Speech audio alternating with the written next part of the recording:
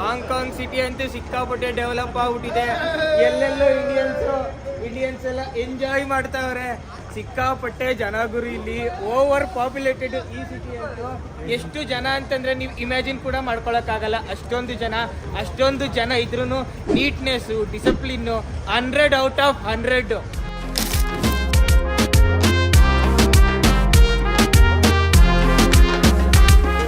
ಈ ಚಿಕ್ಕ ದೇಶದಲ್ಲಿ ಸಿಕ್ಕಾಪಟ್ಟೆ ಜನಸಂಖ್ಯೆ ಅಂದಮೇಲೆ ಸಿಕ್ಕಾಪಟ್ಟೆ ಟ್ರಾಫಿಕ್. ಈ ಜನಗಳು ಕೊರೋನಾಗೆ ಎದುರುತ್ತಾರೆ.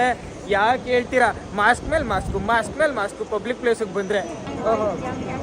ನೋಡಿ, ವಯಸ್ಸಾಗಿರೋ ಅಜ್ಜಿನೂ ಅಷ್ಟೇ ದುಡ್ಕೊಂಡು ತಿಂತಾರೆ ಇಲ್ಲಿ.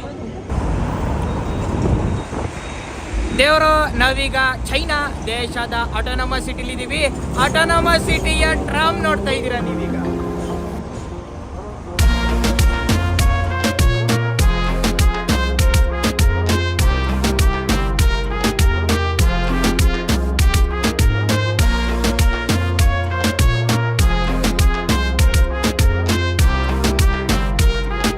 ಹಾಂಗ್ಕಾಂಗ್ ಸಿಟಿನ ಬ್ರಿಟಿಷ್ರು 100 ವರ್ಷಗಳ ಕಾಲ ಲೀಸಿಗೆ ತಗೊಂಡಿದ್ರು. ಲೀಸ್ ಮುಗಿತಿದ್ದಂಗೆನೆ ಇಲ್ಲಿರುವಂತ ಕಂಪ್ನಿಗಳೆಲ್ಲ ಓಡೋಗಕ್ಕೆ ಸ್ಟಾರ್ಟ್ ಮಾಡಿದ್ರು. ಇದನ್ನ ತಡಿಬೇಕು ಅಂತ ದೊಡ್ಡ ಮನುಷ್ಯ 50 ವರ್ಷಗಳ ಕಾಲ ಹಾಂಗ್ಕಾಂಗ್ ಸಿಟಿನ ನಿಮ್ದೇ ಸಪರೇಟ್ ಸರ್ಕಾರ ಮಾಡ್ಕೊಳ್ಳಿ ಅಂತ ಬಿಟ್ಬಿಟ್ಟ. ಸೊ ನೀವೀಗ ಬ್ರಿಟಿಷ್ ಇನ್ಫ್ಲೂಯೆನ್ಸ್ ಇರುವಂತ ಚೈನಾದ ಜನಗಳನ್ನ ನೋಡ್ತಿದ್ದೀರಾ ನೀವಿಲ್ಲಿ.